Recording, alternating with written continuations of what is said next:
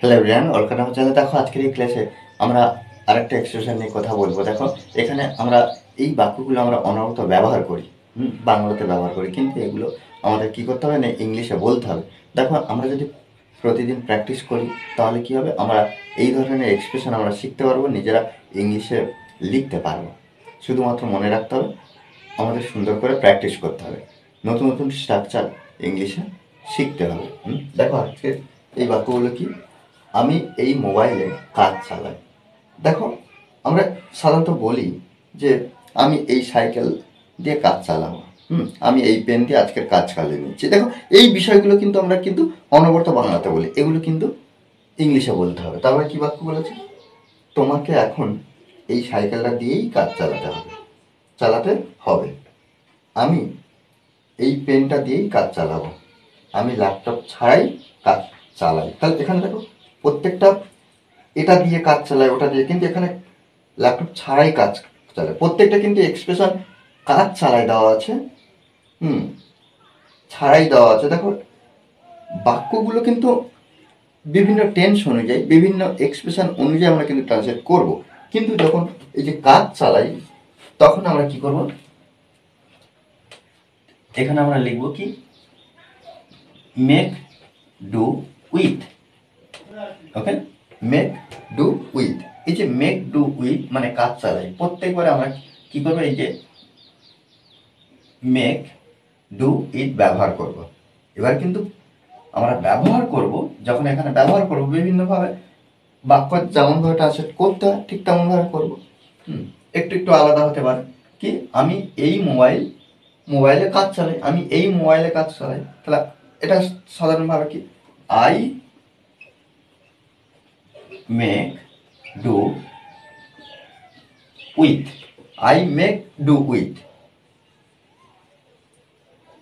আমি কাজ চালাই এই মোবাইলে, দিস মোবাইল, দিস মোবাইল। তোমাকে এখন এই সাইকেলটা দিয়েই কাজ চালাতে হবে। এখানে দেখো এখন আমরা এই যে সময়টা, এই যে অ্যাডভার্বটা আমরা ফার্স্ট টাইম বসিয়ে দিতে হবে, আমাদের বসিয়ে দিতে হবে। তাহলে নাও এখন, তোমাকে, তাহলে তোমাকে ইউ। এবারে এখানে একটা বিষয় আছে, আমরা ডাইরেক্ট কিন্তু এরপরে মেক ডু উইথ বসাবো না। দেখো একটু বিষয়টা, তোমাকে এখন তোমাকে এই সাইকেলটা দিয়েই কাজ চালাতে হবে। এই যে হবে, হবে চালাতে, কাজ চালাতে হবে। এখানে এই যে হবের জন্য জোর দিয়ে বলা হচ্ছে, আমরা হ্যাভ টু ব্যবহার করব।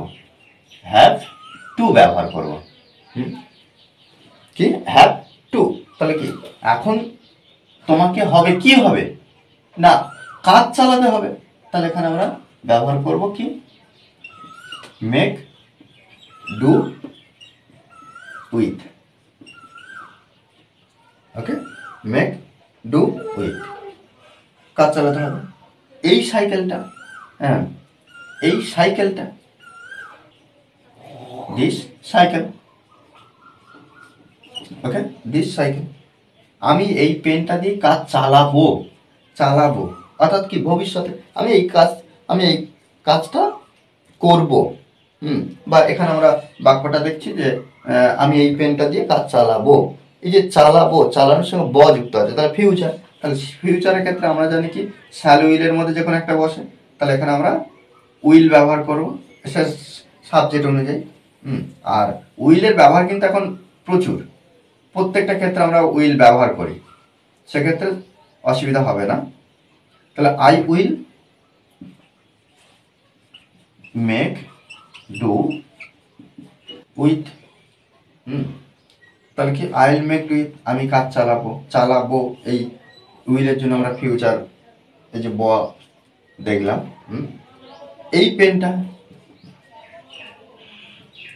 This pen. Okay, this pen.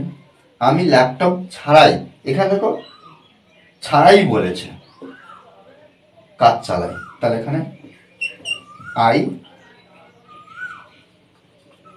Make do, প্রত্যেকবারে মেক ডু উইথ ব্যবহার করছি, উইথ, কিন্তু এখানে কি করবো without, I make do without, তাহলে I make do without. Laptop, আমরা দা ল্যাপটপ ব্যবহার করতে পারি নির্দিষ্ট ক্ষেত্রে,